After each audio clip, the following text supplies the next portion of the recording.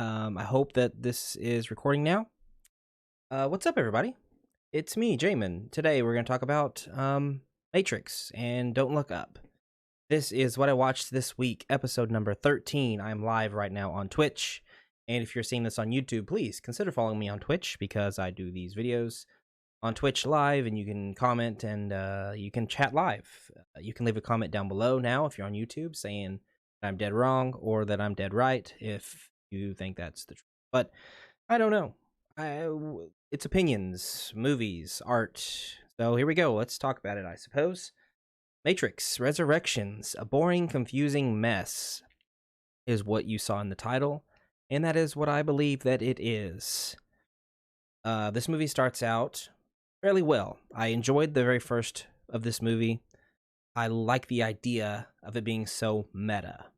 So without getting into spoilers just yet, I will just give you that's my quick review. It's a confusing, boring mess. I give it like a 3 out of 10. The more I thought about it today at work, the more angry I got about how bad it actually is and how generic and like generic action movie it is when the first movie is so badass, so revolutionary, so different. You know, it's one of the most, and this is not an exaggeration, it's one of the most influential films ever made, honestly. Like, for culture, for filmmaking, and for, just like life and sci-fi. Because the simulation stuff, I guess, had probably been a concept in sci-fi for a long time. But I didn't know about it until The Matrix, and it fucking fucked a lot of people up. I mean, the simulation theory really has fucked people's minds up. A lot of people. Just Google it. There's a great documentary I watched called Down the Rabbit Hole or something like that. It's on HBO Max. It's a documentary about people that believe we live in a simulation right now. And just watch that. I won't spoil it for you. There's something at the end of the documentary that is so fucked up and so horrible that it really shook me. And it's pretty crazy. And it has to do with the Matrix and all that. I recommend watching that. At least skip, like, you could skip to the end of it. Just watch the last 30 minutes. If that's the most important part. The other part is just people talking about when they woke up, when they've realized they were living in a simulation. I'm off track, but that's what you get on this channel. So that's it. That's my review of The Matrix without spoilers. So if you want to watch it and you haven't watched it, you should leave now, watch it, and then come back. Please come back. Or just stay, please. Don't leave me here by myself. All right, so let's spoil it. Spoil the shit out of this movie. So it starts off with Neo is now just good old Tom Anderson, and he actually is back in the Matrix. And so this movie is so confusing because they just blow past things, and there's so much stuff that's like set up but not set up, and it's very strange. So the big part that I like is the meta aspect of this movie. So in the movie itself, Neo has made video games, and the video games are basically his past life in the Matrix before they updated it. And I did not rewatch the other 3 movies before this, so I was kind of just remembering what I could remember. And I have only seen like the last movie, Revolutions. I've only seen that like one time, and I wasn't feeling it, so I never wanted to rewatch it. I tried to rewatch Reloaded like a year ago, and I got so bored I couldn't finish it, and I don't know why. I should give it another chance, but I don't know why. It just lost me. Maybe I should watch them back to back because I think I was just really going off of, I want to see Reloaded. I know about The Matrix. I've seen it a bunch of times. It's really great. Like, it's a really great movie. So I was like, I remember The Matrix a whole lot. Don't need to rewatch that. I just need to watch Reloaded just to see if it's as bad as people say. Not as good as the first one. Whatever. But I couldn't. For whatever reason, I couldn't get through it. But in this one, all of those movies happened, but they are in his brain as video games. and we periodically cut to footage of the other movies, which is so weird to me. And there's so much of it in there that it's like trying to beat you over the head with, remember the Matrix? Remember how good this is? Look, this is he always having a flashback to something in his past. But it's so weird that he has those flashes because we never see clips from the game that he made. We don't ever see like people playing the game that he made. We only see those flashes of the old movies. So I think that's just supposed to be his memories that we're seeing that come out. And I guess that's my interpretation of it. So we see a lot of clips, and one of the worst thing that they did for this movie is that they recast characters, and I don't like it. Lawrence Fishburne is not Morpheus in this. Morpheus is recast. Agent Smith is recast, so no Hugo Weaving. And the guy they cast I actually like. He plays in that Mind Hunter show where it's like this old detective that comes up with the serial killers, and they interview serial killers and stuff. It's on Netflix.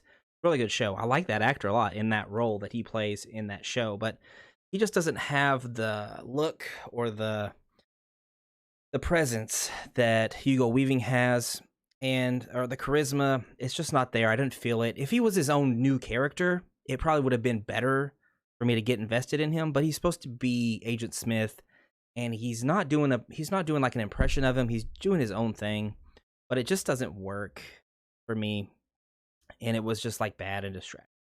Same thing with the Morpheus character. I don't know who that actor was, but he looks the part, but he just doesn't. He misses the mark too. He's not Lawrence Fishburne. I mean, Lawrence Fishburne is fucking awesome. He's great as Morpheus. He's so fucking great as Morpheus that you can't like recapture that magic. And the same goes for Hugo Weaving as Agent Smith. You can't recapture that. And for them to even try is just, I don't like that. It was distracting and it was bad the whole time that Morpheus showed up. I never bought it. I never got invested in him. And it seems like no one could die. There was like hardly any danger in this whole movie. I never felt like anyone was gonna die or get killed at any time. And just to say before I forget, there's like a part where they fight these like insane looking homeless people that they say are like a weird program that they brought back. And I was like, what is this? And there's this guy yelling stuff at them on a bridge, like on a rail up there. He's just yelling stuff about, you did this to me. You did this to me. And I'm like, what the fuck is this guy talking about? Is this from a movie that I don't remember? I don't remember these weirdo guys. Like, are they supposed to be something from like Zion or something, like like a bad clan that they were fighting against? I don't think that was a part of those movies. I have no idea what the fuck that was. So, and maybe that's my fault for not rewatching the movies. But you have to have this kind of stand alone as its own thing. And if they told me, like they told me what those things were, they're some kind of program, but I don't understand. Like they say what the name of them are, but they don't give you anything else, any other context besides nothing. I don't know. It's so weird. So we go back to the start. Like they have this meta thing going on where there's these terrible dialogue in this movie. This guy's looking out the window. He says, OMG. It's Agent Smith says, OMG. Look at that view. I'm like, how would you say, oh? And there's this horrible corporate character that's like Neo's buddy, who's like his assistant. Not really his assistant, but he's like, it's like being really sexist and stuff. And he's just saying like the worst dialogue. And I'm like, this doesn't feel natural or good at all. It's just a bad dialogue. I was gonna say bad script, but yeah, it is a bad script too because it's just confusing and it's a mess. What's the main goal? I don't know what the main goal of the movie is. I mean, the main goal, I guess, is to get you back in the Matrix but it doesn't even really do anything like mind blowing. The only reason this movie was made, I feel like, is because Keanu Reeves is hot again. He's killing it with John Wick. He's back in the limelight. And they're like, oh man, this is the perfect time. Let's try a Matrix. Let's resurrect it. They resurrect it.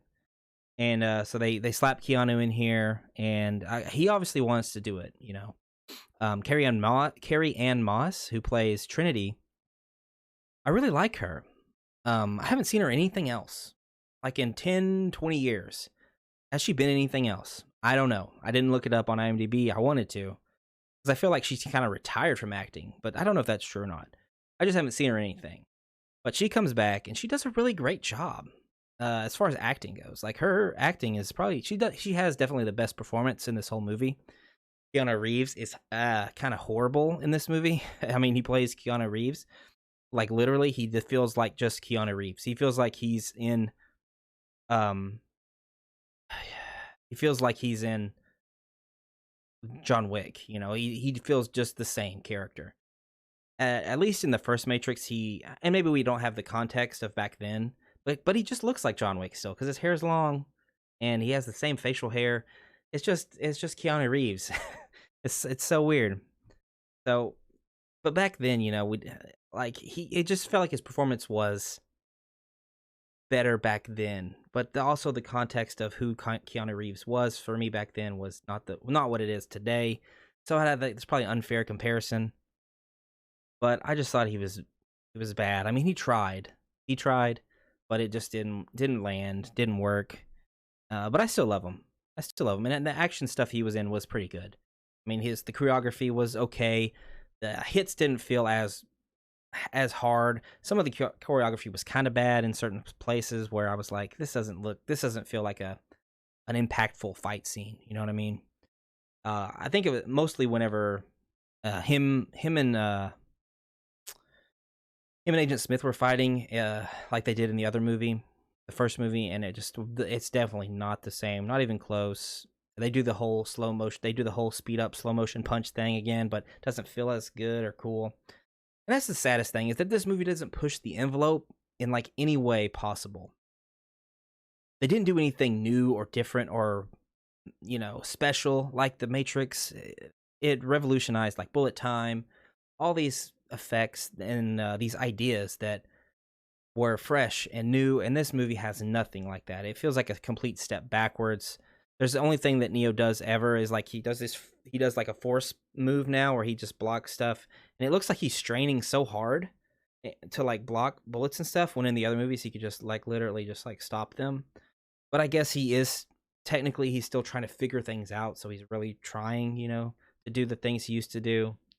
He can't fly yet. I guess that kind of works, but I just don't like. I just doesn't feel the same or look as cool. You know what I mean? So what else is there? So they go to a new place, which is like Zion, but it's not Zion because that place, something happened to it. In between the last movie and this movie, Morpheus has died, and there's a new colony, and they have Jada Pinkett Smith, who's like Niobe, I think is what her name is, and I think it's Jada Pinkett Smith. I should have looked more of this up before I started this, but I think that's her, and she's in this horrible old age makeup, and she's talking like a granny, like, "Hello, son. Hey, Sonny. Hey, Neo. How you doing there, Sonny? You coming to my new colony? Yeah, we'll get you set up." And that's a terrible granny voice, but she's doing but that's how it is. It's like she's in old age makeup. It's super distracting and bad. And I just like, get an older actor. Like, you recast Morpheus, Mr. Anderson, or Agent Smith. Why not just recast her? I mean, you get the actress back, but she doesn't look the same. She's and you put her in old age makeup where she looks different anyways. Just put a different actor in there. Put an old lady actor. Yeah, it's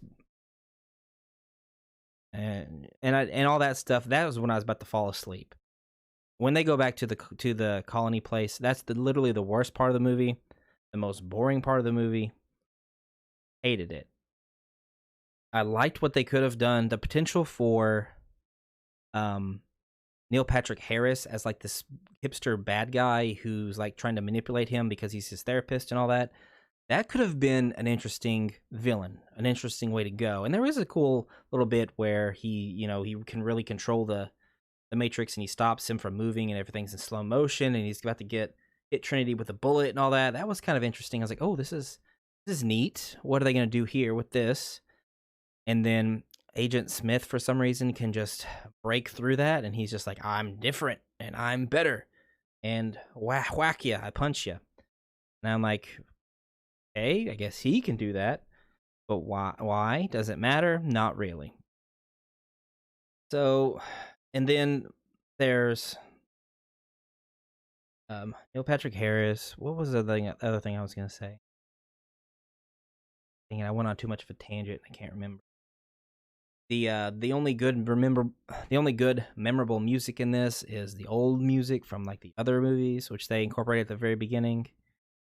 There's new characters which we don't get to know very much at all, besides Bugs, like the bunny, which she says in the movie, and she's okay. I don't know who that actress is either, but she's fine. She doesn't really get enough to do. Yeah, she's just there for a while, and she's kind of our main new young girl, but she doesn't have anything to do, really. She has no point of, besides her waking up Neo, finding him finally, and then I guess she helps him. Okay, so I guess that's unfair for me to say that. She does a lot. She has a purpose. She takes him back to help get Trinity woken up and all that. So she's there to be the new guide to this world, but outside of that, like, she doesn't have like something at the end where she's trying to get this thing done. She's just helping kill these other things. She doesn't have anything to do at the end, at the very end of the movie, because and they should have had something for her to do to complete her character. They don't. I feel like this could have been this is what I was gonna say. I forgot. This could have been a cool short story, like a short film. Like, you take that first 30 minutes of him back in the Matrix, having him figure out what's going on and getting woken up, and then maybe that's the end of it. Like, oh, he's back in the other world. Like, there's a short film in there with this meta concept that could be cool. It'd be novel. It'd be like a sketch, like a long, because it's a parody. It's kind of parodying itself with the first opening meta bit, and that would have been a cool small short film. They could have just done that, but they have to have this whole 2-hour long movie, just way too long. I just feel like they didn't know what to do with it. And so Trinity is actually a big part of this now, which I do like. I like Neo and Trinity's chemistry, and their story as a whole. Like, it's a love story. And whenever they're on screen together and they're doing their thing, that's probably the best parts. It's my favorite parts of the movie, honestly. It's just them talking and like catching up and trying to just feel each other out of like, I know you from somewhere. Like, that whole thing is good, and I like that. And her turning out to be another one, like special as well, was really cool. And her flying was cool, and her being like epic was cool. I like that, and it's cool to have them as like a cool power couple. So I was fine with that. The remixed song at the end of Rage Against the Machine was not cool, not good in my opinion. I really love Rage Against the Machine. They were like my favorite band for a long time, and so just play their old song. Why redo it? Or do a new Rage Against the Machine song, which I don't know if they did that at the end of Reloaded or Revolutions, but there's plenty of them that are cool and kick-ass and would work, so do it. Wake up, sheeple. They had to have the Wake Up song. They play Wake Up at the end. So many people were red-pilled in this movie. Let me tell you what, I had to work in a red-pilled reference. Anybody so red-pilled? I'm blue-pilled, though, for real. Like, they had Neo taking those blue pills. I'm blue-pilled. For sure. I'm not woke enough. I'm not red-pilled enough to say Matrix Resurrections was good. Just rewatch Matrix. I want to watch it so bad, but I can't. I don't know if I'll be able to convince my girlfriend to watch another Matrix movie with me after that one. This is one we're never going to watch again. I'm never going to watch this movie again. Like, there's no way. You couldn't pay me enough money to watch this again. I don't think. I mean, maybe I'll take $100. Anyone going to donate $100 and I'll watch it again, but outside of that, probably not. Because I'm trying to save for a wedding, everybody. I'm getting married. Not next year, but the year after. So I got a long ways to go. But saving up. Donate $100. Anyone sees this, and I'll watch Resurrections again. Maybe have to go up to 200 because now that I'm thinking about it again, how long it is, I don't want to. Okay. Anyways, I think that's it for Matrix Resurrections. I think I've said all I want to say. And I always do this when I do reviews. I think that I'm done talking about something, and then tomorrow I'll be like, ah, fuck, I didn't say that in my review, and I should have. And then I'm like kicking myself. But, all right, let's talk about Don't Look Up. Ready? Let's transition to Don't Look Up, a Judd Apatow film. Judd Apatow, director of The Big Short, and some other like Seth MacFarlane Rogen type comedies. I don't know which ones those were. I think like 50-50, possibly. Let's just look it up. Why not? Talk about Judd Apatow a little bit. The Big Short, just to come out and say it, I think I like The Big Short better than this. I think it's definitely a better film than this film, but I really actually enjoyed Don't Look Up. It is a like social commentary, satire of like modern day politics and modern day like life, basically. Let's see what he's famous for. Producer on Knocked Up. What has he directed? Oh,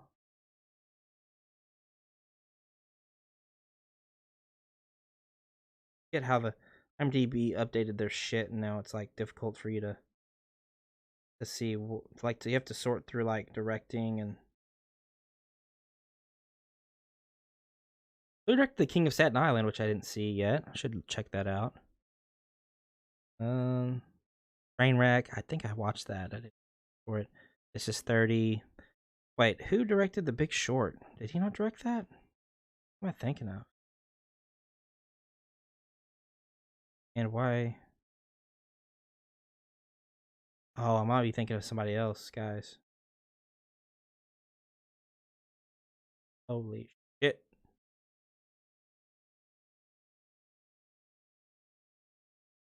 Don't Look Up. Who's directed that?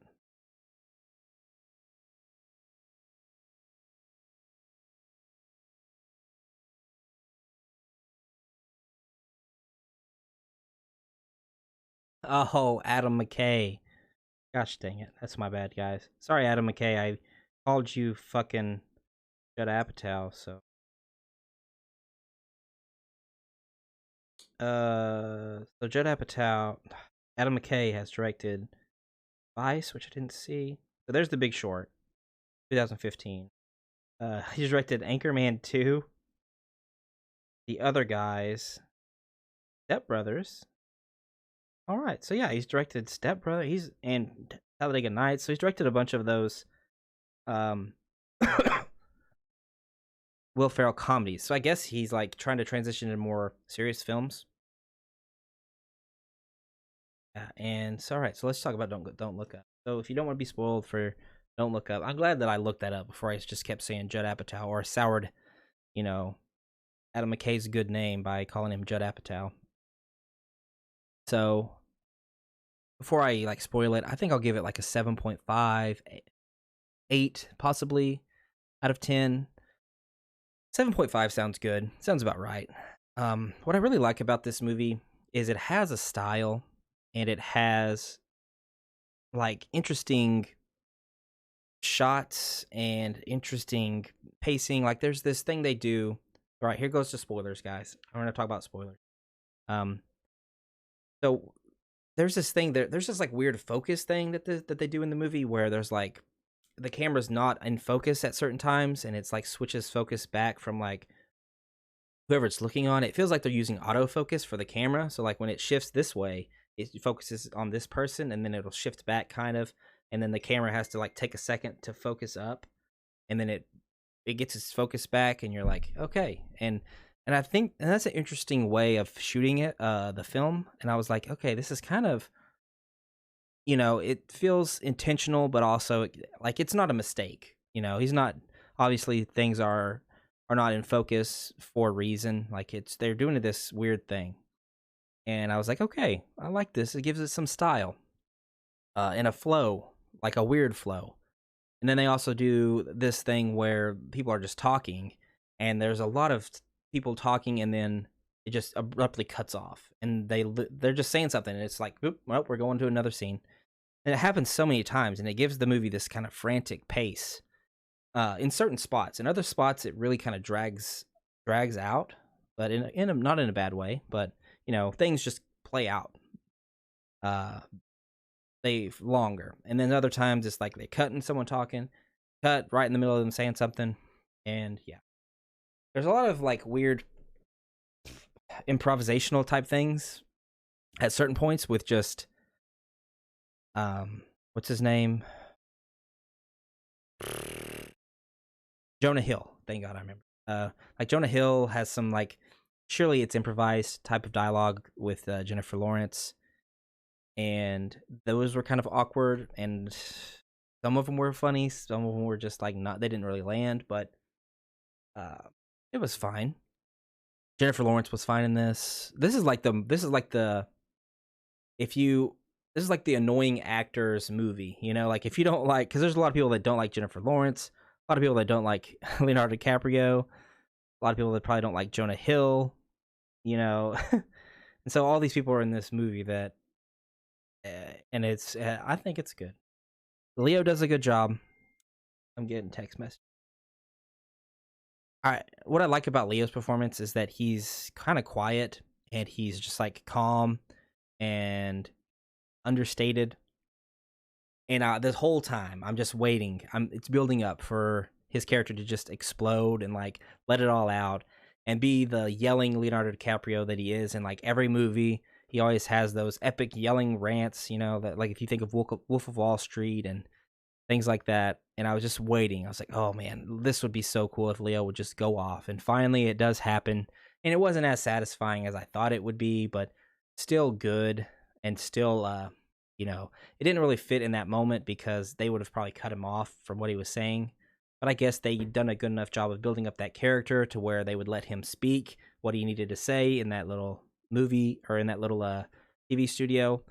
So it worked, and then it had his joke of him getting cut off too, So yeah, so I guess the story is very interesting because I can see this would be what would happen if a comet that was 5 kilometers wide was hurtling towards Earth, and it would get so politicized, would be people divided on both sides. The comet doesn't exist.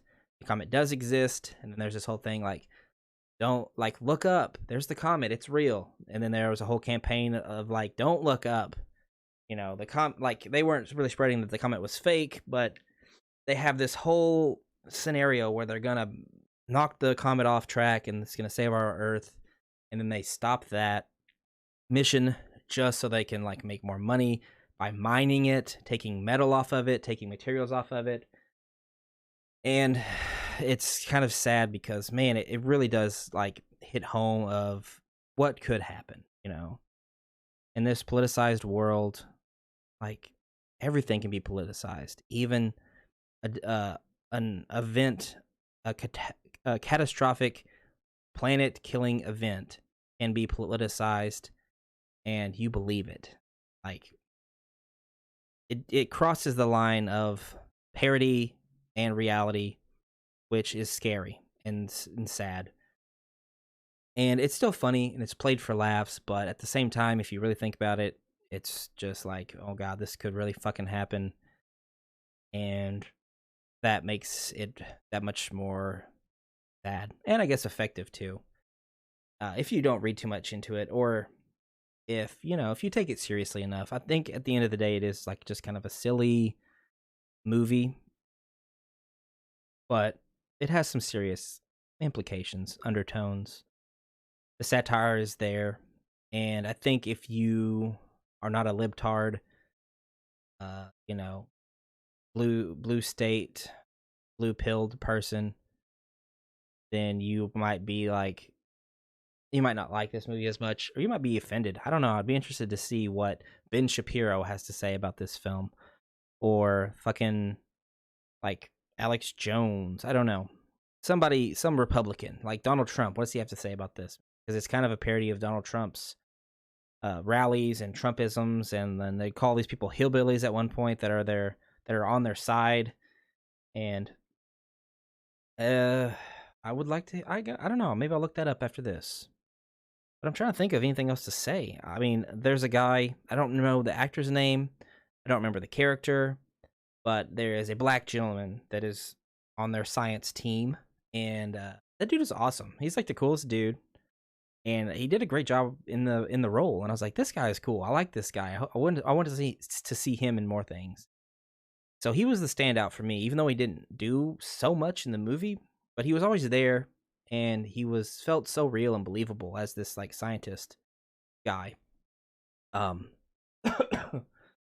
and yeah, the performance from Mark Rylance as like this Steve Jobs um type of like Mr. Rogers, even like billionaire tech guy, was pretty funny and like kind of on the nose of like, yeah, these, I don't know. It's it's you just gotta watch it. I recommend it. Like if you haven't seen it and you're on the fence, like I don't know about the time I spend, watch this instead of Matrix. It's worth it, and I think you'll get something out of it. Like either way, no matter what side of politics you're on, you'll get something out of it. And uh, so that's it, everybody. I didn't have much to say about Don't Look Up. Now that I think about it, I think it's solid, and yeah. I guess I'll just end it. I'm sitting here just trying to think of something else to say. And why would you try to think of something else? Just end the video, you dipshit. So I will. Thanks, guys. Subscribe, leave a like, comment, all those things that you do on YouTube. Follow me on Twitch, please. Jamin is kind of cool. And I'll see you next week when we talk about some other films, or I do the last row of my shelving, because I have a shelf, like a media shelf that has movies on it, and I've been reviewing and talking about those. You can find those on my channel if you want to see that. Maybe I'll continue that next week, but I think I'll have some TV shows to talk to you about. Hopefully The Witcher season 2, and hopefully like Zack Stone is gonna be famous, which is added to Netflix. The the Bo Burnham show from a couple years ago. So I'm gonna talk about those, and maybe something else if I see it. All right. Thank you so much. I'm out of here. Bye. Bye.